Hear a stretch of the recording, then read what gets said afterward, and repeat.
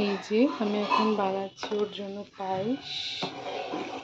Hello guys, good evening. তোমরা দেখছো শ্রেয়ান্তন blogs আর আমি শ্রেয়া। আজকের বিশেষ কারণটা হচ্ছে আজকে হচ্ছে ওর জন্মদিন, তো সেটা আমি আমার বাড়িতে সেলিব্রেশন করছি। এখনো আসেনি, ও ওর বাড়ির থেকে রেডি হয়ে তারপরে আসবে। আর ওর জন্য অনেক কিছু সারপ্রাইজ প্ল্যান করেছি। আমি কি কি গিফট দিচ্ছি কিছুটা জানে, কারণ ওকে না জানেই কিছু করা যায় না, আর কিছু কিছু ও জানে না। তো তোমাদের সাথে তখন যা যা হবে সব শেয়ার করব।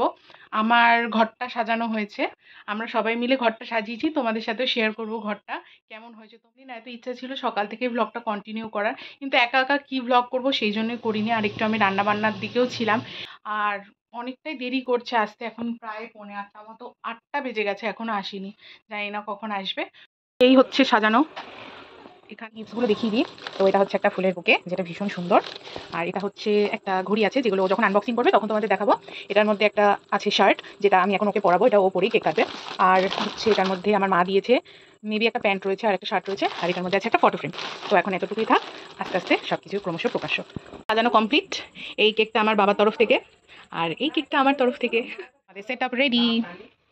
ও নিজে আস্তে আস্তে এতটাই দেরি করে ফেলেছিল, সব কিছু গুছিয়ে ও বসতে বসতে বেজে গেছিলো প্রায় 9:30 মতো। তারপরে ওর আশীর্বাদ হলো, সবাই একে একে আশীর্বাদ করার পরে সেলিব্রেশন হবে এবার।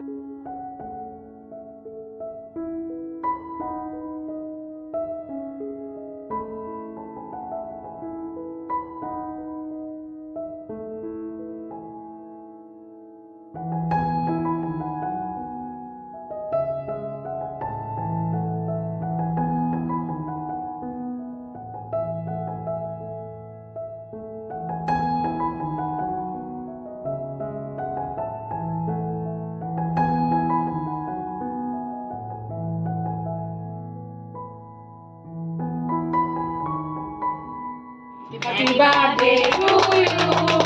Happy birthday to you. Happy birthday, Karan.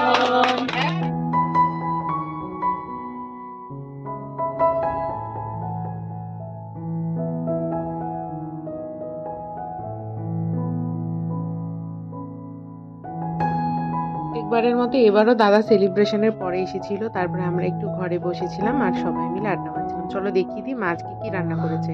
মা করেছিল পোলাও, আর এখানে চিকেন কষা আলু দিয়ে।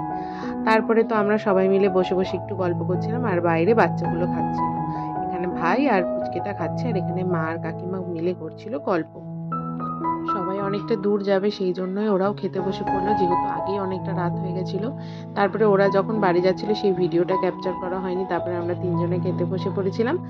আর সবাই ওকে উইশ করো ও যেন খুব ভালো থাকে, সুস্থ থাকে।